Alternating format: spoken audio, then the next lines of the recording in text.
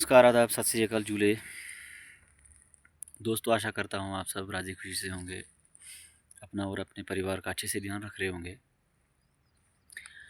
दोस्तों, उत्तर प्रदेश के लखनऊ की आज जो ये घटना है, तो ये घटना एक कारोबारी की है। मोहित पांडे दर्द से चीख रहा था, पुलिसकर्मी देख रहे थे। कारोबारी के साथ जेल में बंद युवक ने बोला, रात के कई बार उसको लॉकअप से जो है उसको बाहर खींच के ले जाते थे और फिर अंदर मतलब जेल में उसमें लॉकअप में डाल देते थे। तो मोहित को जब पुलिस लेकर आई तो आराम से बैठा हुआ था, किसी से कुछ नहीं बोला और डिप्रेशन में चल रहा था। एक्चुअल में थोड़ा परेशान भी था वो मोहित। उस टाइम लॉकअप में कुल 8 लोग थे। मोहित के साथ जिस लॉकअप में उसको बंद किया उसमें 8 लोग थे। थोड़ी देर में मोहित पांडे चीखने लगा, चिल्लाने लगा। पूछा तो बताया कि सीने में दर्द हो रही है। पुलिस वालों ने पूछा तो उसने बताया कि सीने में दर्द हो रही है। तो पुलिस कर्मी बाहर से देख रहे थे, लेकिन अंदर कोई नहीं आया और उसने हेल्प भी मांगी। जो मोहित पांडे था उसने हेल्प भी मांगी, तो पुलिस वाले गाली गलौज करने लगे उसके साथ और बाद में कुछ देर बाद मोहित को फिर से बाहर ले गए, खींच के बाहर से फिर से बाहर ले गए। लेकिन थोड़ी देर बाद फिर उसको अंदर अंदर डाल दिया और लॉकअप में फिर से दोबारा से बंद कर दिया। वे जो जब अंदर डाला उसको तो वहाँ पे गिर पड़ा और अचेत होके ज़मीन पर गिर पड़ा और बेहोश हो गया।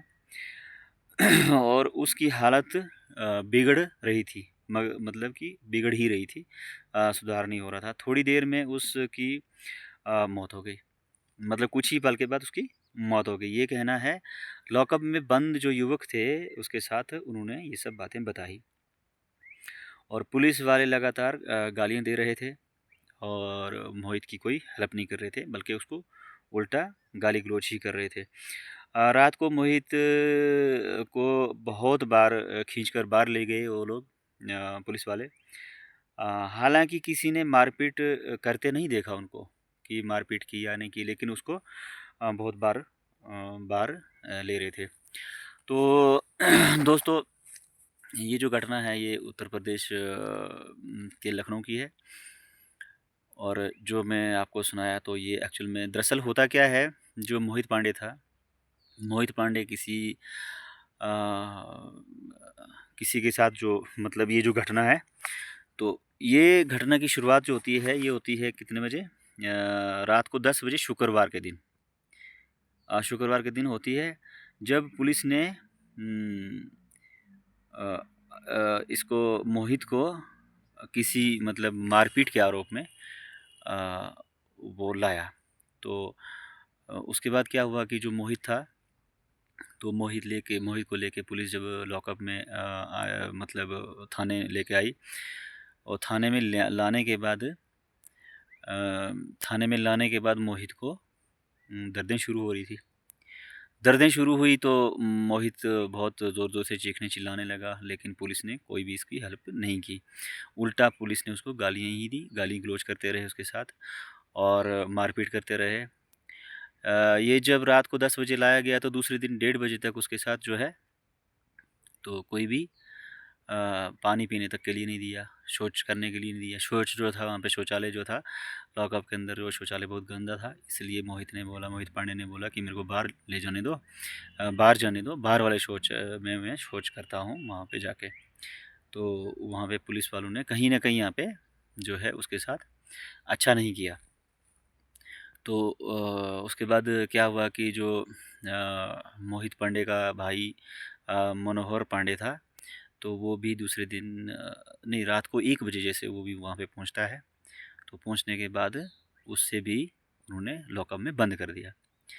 तो कहीं न कहीं पुलिस वालों पर सवालिया निशान तो उठता ही है कि अगर एक तो बंदा जब लाया गया कोई, तो उसको कम से कम दूसरा अगर उसकी हेल्प के लिए आ रहा है उसका भाई जो था, तो उसको भी कम से कम पुलिस ने बंद नहीं करना चाहिए था। अ, तो तो उसको भी पुलिस ने बंद कर दिया। जो बाकी वहाँ पे जब उसको दर्दें होने लगी तो उससे हेल्प माँगी गई। उसको उसको पानी पीने के लिए जब उसने बोला तो पानी भी नहीं दिया गया। पानी वगैरह भी पीने के लिए नहीं दिया गया उसको, उसकी कुछ भी हेल्प नहीं की गई। तो ये जो आरोप हैं, तो ये मनोहर पांडे जो है, मनोहर पांडे द्वारा लगाए गए हैं। जो ये मतलब पुलिसकर्मी हैं, तो पुलिसकर्मियों के ऊपर। तो पुलिसकर्मियों के ऊपर कुछ ना कुछ उनका बोलना बोलना है कि उस पे कुछ ना कुछ जो पुलिसकर्मियों पर दबाव था। तो दबाव के चलते जो है पुलिस ने ऐसा रवैया उनके साथ किया। तो वहीं जो अ, इसका जो भाई है, इसका मोहित पांडे का जो भाई सॉरी, उसका नाम मनोहर पांडे, जो ये काल्पनिक नाम है। तो मनोहर पांडे जो है, उसने बताया कि जो लड़ाई की शुरुआत हुई थी, तो वो रात को करीब 10 बजे हुई थी, शुक्रवार की रात को। तो जिसकी वजह से पुलिस वालों ने उसे पकड़ के लॉकअप में डाला, और जो एफआईआर जो उसके खिलाफ कटी, तो वो दूसरे दिन 1:30 बजे कटी। तो फिर उसके बाद क्या हुआ कि जो मतलब जब ये इसको जब डिप्रेशन हो गया इसमें, इसको मोहित को, तो उसको जब डिप्रेशन में भी था वो, और साथ में ही उसको कुछ दर्दें थी उसको, सीने में जो दर्दें बताई उसने, तो सीने में दर्दें भी थी। तो उसके बाद इसको क्या किया कि जो मतलब मोहित पांडे है, तो मोहित पांडे को किसी भी तरह से जो है हेल्प नहीं की गई। तो लास्ट में जब उसकी मौत ही हो जाती है, तो उसको ले जाने के बाद जब मौत हो गई उसकी, तो उसको उसके बाद लिया गया हॉस्पिटल में। हॉस्पिटल में ले जाने के बाद मोहित पांडे जो है, तो वहाँ पे डॉक्टरों ने उसको मृत घोषित कर दिया, और साथ ही उसका पोस्टमार्टम जो है, पोस्टमार्टम के लिए उसको लिया गया। तो पोस्टमार्टम में उसको जो है मतलब कि चोटों के निशान भी उसके जिस्म पे हैं। तो कहीं न कहीं अगर पुलिस वालों ने ये सब जो चीज़ें हैं, ये सब चीज़ों को पहले से देखना चाहिए था कि अगर जिस जो मार पिटाई करने वाला बंदा है, उसके उसके खिलाफ भी एफआईआर होनी चाहिए थी। उसके खिलाफ तो कुछ नहीं कर रही है पुलिस, उसको तो छोड़ दिया हुआ है खुला। तो उसके बाद जो मोहित पांडे जो है, तो मनोहर पांडे उसको लेके जब उसकी डेड बॉडी वगैरह को लेके वो लोग गए, तो वो उसको वहाँ पे मतलब वो मृत घोषित पाया गया। तो उससे पहले पुलिस वालों ने यहाँ पे भी लापरवाही ही बरती, क्योंकि अगर उसको दर्दें थी या तो कुछ भी था, तो कम से कम पुलिस वालों ने उसकी हेल्प करनी चाहिए थी, और उसकी हेल्प भी नहीं की।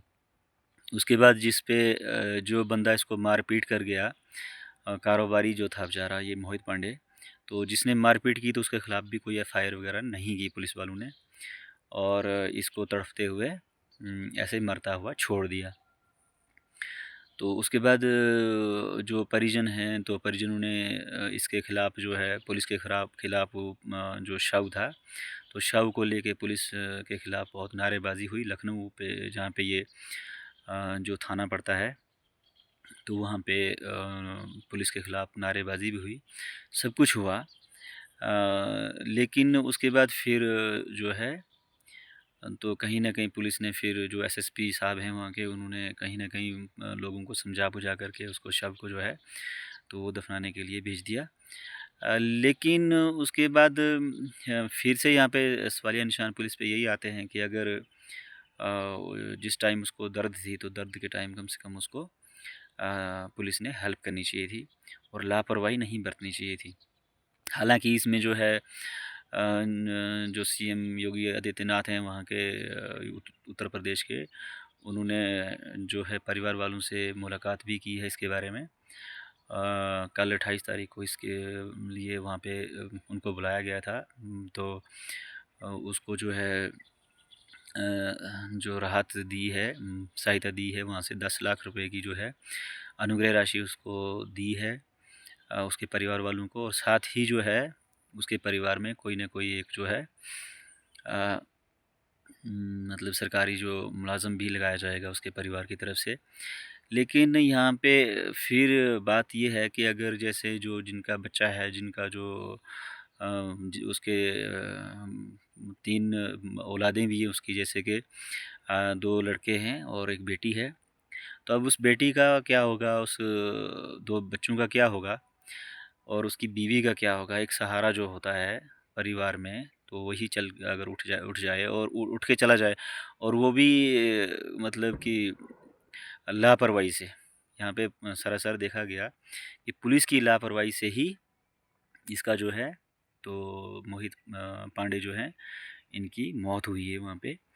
तो चलो कहीं न कहीं इसमें जो है अभी प्रशासन और जो है जिसने उसको मार-पीट किया है, जो मतलब इसमें जो दोषी पाया जाएगा, तो पुलिस कहीं न कहीं इसमें अच्छा रवैया बरते। हमारा यही एक मतलब अ, सुझाव रहेगा। बाकी इस घटनाक्रम को सुनाने का उद्देश्य यही है कि आपको सचेत करना, आपको जागरूक करना और ये जो घटनाएँ हैं, ये घटनाएँ घटने से पहले कम से कम कोई भी घटना सोच समझ के हो, अच्छे दिमाग से अगर वहाँ पे लिया जाए। मात्र ₹600 के लिए जो है इस घटना को अंजाम दिया गया था। ₹600 के पीछे ही लड़ाई-झगड़ा जो इनका हुआ था आपस में और सिर्फ़ ₹600 के पीछे एक इंसान की जान चली जाती है और वहाँ पे जो रवैया है इसमें पुलिस का सरासर मतलब कि इसमें कोई अच्छा रवैया पुलिस ने नहीं किया, तो किसी की जान चली गई। तो दोस्तों बस हमारा यही सुझाव है कि कहीं भी जो घटनाएँ हैं, ऐसी घटनाएँ ना घटें और आज के लिए बस फ़िलहाल इतना ही। कल फिर एक और वीडियो के साथ आपके साथ मुलाकात होगी। तब तक के लिए अपना और अपने परिवार का अच्छे से ध्यान रखें और हमारा अगर वीडियो पसंद आए तो इसे लाइक, शेयर और सब्सक्राइब चैनल को ज़रूर कर दें और जाते-जाते बस यही कि अपना और अपने परिवार का ध्यान रखें और आज के लिए बस इतना ही। जय हिंद, जय भारत।